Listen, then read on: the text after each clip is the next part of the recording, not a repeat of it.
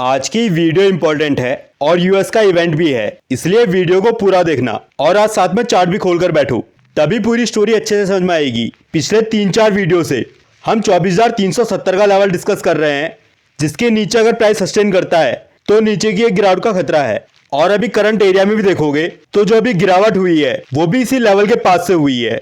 अब प्राइस ने यहाँ पर जितने भी प्रीवियस लो थे वो सारे ब्रेक कर दिए हैं, तो अब इस रिट्रेसमेंट का कोई भी यूज नहीं है, इसलिए हम इन सारे लेवल्स को डिलीट कर देते हैं और वापस से चलते हैं डेली टाइम फ्रेम में, जहां पर हमारे पुराने लेवल्स लगे हुए हैं।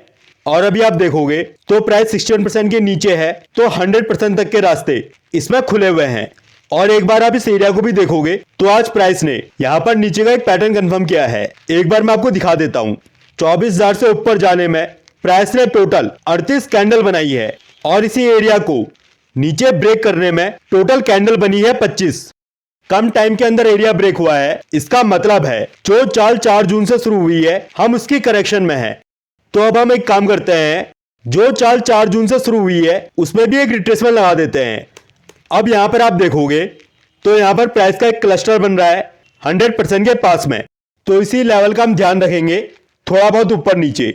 और लास्ट वीडियो मैंने आपको बोला भी था, अगर प्राइस अपने प्रीवियस सारे लो भी ब्रेक कर देता है तब भी मुझे नीचे की चाल सस्टेनेबल नहीं लग रही है। और उसके पीछे का कारण यह है, जो गिरावट 27 सितंबर से शुरू हुई उसका मुझे आखिरी का आखिरी खेल लग रहा है, और इसके बाद मुझे ऊपर की एक चाल या फिर एक बाउंस एक्सपेक्टेड है। इसलिए अगर किसी ने भी पोर्टफोलियो को हैच किया हुआ है तो एक बार इस जोन के अंदर में ध्यान रखना, अगर यहां से रिवर्सल दिखता है तो जो भी फ्यूचर के अंदर प्रॉफिट दिख रहा है उसे एक बार बुक कर लेना।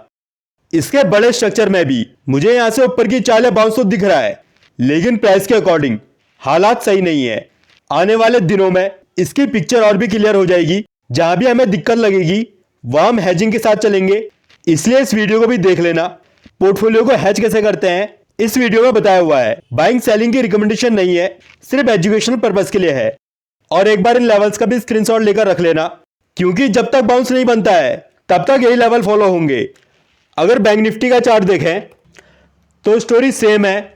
अभी प्राइस 38% के लेवल में फंसा है, लेकिन वापस से अपने सपोर्ट जोन में पहुंच गया है। अगर प्राइस यहां से रिवर्स होकर 38% के ऊपर जाकर सस्टेन कर लेता है तो फिर ऊपर के रास्ते खुल जाएंगे। 23% के नीचे प्राइस आया तो फिर इसका मतलब है या तो प्राइस यहां पर रेंज बाउंड होगा या फिर एक बार 138% और 161% तक आएगा। इस वीडियो को एक बार देख लेना, इसके अंदर सब कुछ डिटेल में एक्सप्लेन किया हुआ है। अगर आईटी देखें तो अभी 23% के ऊपर है और यही लेवल इसका इंपॉर्टेंट है। अगर ये लेवल ब्रेक नहीं हुआ तो आईटी सेक्टर में यहां से भी रिवर्सल आ सकता है, और अगर ये लेवल नहीं संभला तो फिर हम 38% के आसपास देखेंगे। अगर मेटल इंडेक्स देखें तो अभी तो 16% के पास में ही है। अगर यहां से नीचे कंटिन्यू होगा तो फिर 100% के पास तक, और इसमें नजरें बनाए रखनी है क्योंकि इसके लेवल्स आ गए हैं। अगर मेटल इंडेक्स को अच्छे से समझना है तो एक बार इस वीडियो को भी देख लेना, इसमें इंडेक्स के साथ साथ स्टॉक्स को भी डिस्कस किया हुआ है। अगर रियल एस्टेट सेक्टर देखें तो अभी तो 100% के ऊपर है, अगर इसके नीचे सस्टेन करेगा तो 138% के पास तक। आईटी और रियल एस्टेट को मैंने लास्ट वीडियो में एक्सप्लेन किया हुआ है स्टॉक्स के साथ साथ, इसलिए एक बार इसे देख लेना। और अभी करंट टाइम के अंदर मुझे आईटी, मेटल और रियल एस्टेट अच्छे लग रहे हैं, तो इन्हें मैं ट्रैक करते हुए चलूंगा। एक बार हम गोल्ड का भी चार्ट देख लेते हैं और इसके मैं सिर्फ बड़े स्ट्रक्चर को दिखाऊंगा, और इसे एक बार हम वेव्स के अकॉर्डिंग देखेंगे, क्योंकि यहां पर कोई और तरीका नहीं है इसकी पिक्चर को समझाने का।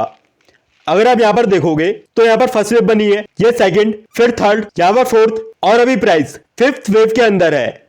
अब ये वेव कहां कंप्लीट होगी उसके लिए तो स्मॉलर टाइम फ्रेम को देखना पड़ेगा, और डिटेल में एक्सप्लेन करूंगा तो उससे कंफ्यूजन होगा, इसलिए इसे अभी लेवल्स के अकॉर्डिंग ही देखेंगे। और एक बार हम चलते हैं मंथली टाइम फ्रेम के अंदर। यहां पर आप देखोगे तो अभी प्राइस 61% के ऊपर है, और जब तक इसके ऊपर सस्टेन कर रहा है तब तक इसके अंदर 1 लाख तक के रास्ते खुले हैं। अगर 61% के नीचे प्राइस सस्टेन करेगा तो फिर इसको रिव्यू करेंगे। अब हम यूएस के चार्ट देख लेते हैं। इंपॉर्टेंट हिस्सा यही है क्योंकि यूएस का इवेंट है। स्टोरी लाइन में बता देता हूं, लेवल्स के अकॉर्डिंग चार्ट में खुद चेक कर लेना।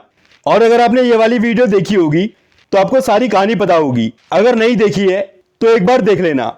नैस्डैक के अंदर 17,000 के लेवलों से हमने जो भी राइज देखा है वो करेक्टिव है, और इसके अंदर प्राइस ने यहाँ पर ट्रेंड लाइन भी ब्रेक कर दी है। अगर प्राइस यहाँ से नीचे कंटिन्यू होता है तो वापस से 17,500 की जोन खुल जाएगी। अभी जो सबसे छोटा इंपॉर्टेंट लेवल है वो 81% का ही है, जिसके ऊपर भी प्राइस है। अगर इस जोन से बाउंस भी बनता है तो ऊपर में रेजिस्टेंस आ जाएगा इस ट्रेंड लाइन का। तो यहाँ पर यही देखना है प्राइस इस ट्रेंड लाइन के ऊपर सस्टेन कर रहा है या फिर नहीं कर रहा है। अगर कर रहा है तो प्राइस बी वेव में ऊपर कंटिन्यू है, और अगर 81% के नीचे प्राइस आता है तो पहला इंपॉर्टेंट लेवल 61% का ही पड़ेगा। अगर इसके नीचे प्राइस सस्टेन करता है तो फिर इसे हम डेली ट्रैक करते हुए चलेंगे। अगर डाउ जोन्स का चार्ट देखें तो लास्ट वीडियो में डिस्कस किया था चार्ट ठीक है, लेकिन हमने चैनल के पास पहुंच गया है, और आज की डेट में भी इसका चार्ट अभी ठीक है और अभी चैनल के लोअर लेवल के पास में पहुंचा है। तो यहां से ऊपर की एक चाल बन सकती है। अगर प्राइस इस चैनल के नीचे सस्टेन करेगा तब जाकर प्रॉब्लम आएगी। अगर रसल का चार्ट देखें तो 81% का लेवल ही हमने लास्ट वीडियो में डिस्कस किया था, जिसके पास में प्राइस बार बार फंस रहा है। इसी लेवल का हमको ध्यान रखना है। अगर प्राइस इसके ऊपर जाकर सस्टेन करता है तो फिर ऊपर की एक बड़ी चाल दिख सकती है, वरना यह वापस से 2100 से 1900 के रास्ते खोल देगा। और अगर 1900 के नीचे प्राइस सस्टेन कर गया तो फिर एक कांड कर देगा। एक बार मैं वापस से पूरा सम अप कर देता हूं। फिलहाल निफ्टी के अकॉर्डिंग हम ऐसे एरिया में पहुंचने वाले हैं जहां से ऊपर की एक चाल या फिर बाउंस दिख सकता है, और लेवल से ही इंपॉर्टेंट है जब तक बाउंस नहीं बनता है। अगर आज का लो ब्रेक होगा तो 100% के रास्ते खुलेंगे। और अभी प्राइस के अंदर जो सबसे इंपॉर्टेंट जोन है वो है 61% की। इसके नीचे और भी बड़े टाइम फ्रेम के लेवल ओपन हो जाएंगे, और बड़े टाइम फ्रेम का मतलब है जो रिट्रेसमेंट हम 21,000 के लेवलों से लगा रहे हैं वो फिर हमको लगानी पड़ेगी 15,000 के लेवलों से, और नीचे के इसने लेवल भी ओपन करने हैं। तब भी मुझे लगता है इस एरिया से पहले एक बाउंस बनेगा। तो फिलहाल तो इसमें ऊपर की चाल देख रहा हूं, बाकी हम रिव्यू करेंगे। यूएस के चार्ट ऐसे बने हुए हैं, इन्हें लेवल्स के अकॉर्डिंग देखना पड़ेगा ये नीचे सस्टेन कर रहे हैं या फिर ऊपर। अगर इसके अंदर दिक्कत लगेगी तो इसको नेक्स्ट वीडियो में वापस से एनालाइज कर लेंगे। इस टाइम पर बहुत ज्यादा स्टॉक स्पेसिफिक रहना है, क्योंकि कुछ चार्ट बहुत ही खतरनाक बने हुए हैं जहां से अगर वो नीचे गए तो 30-40% की डाउन साइड स्टॉक स्पेसिफिक और खोल देंगे। इसलिए स्टॉप लॉस स्टॉक्स के अकॉर्डिंग रखना है। स्टॉक्स को हम कल की वीडियो में एनालाइज करेंगे, और अगर कल वीडियो नहीं आई तो फिर वो वेडनेसडे को आएगी। और जैसा आपको पता है बाइंग सेलिंग की रिकमेंडेशन नहीं है, ये मेरी खुद की स्टडी है जो गलत भी हो सकती है। इसलिए कोई भी डिसीजन लेने से पहले एक बार खुद भी सोच विचार कर लेना।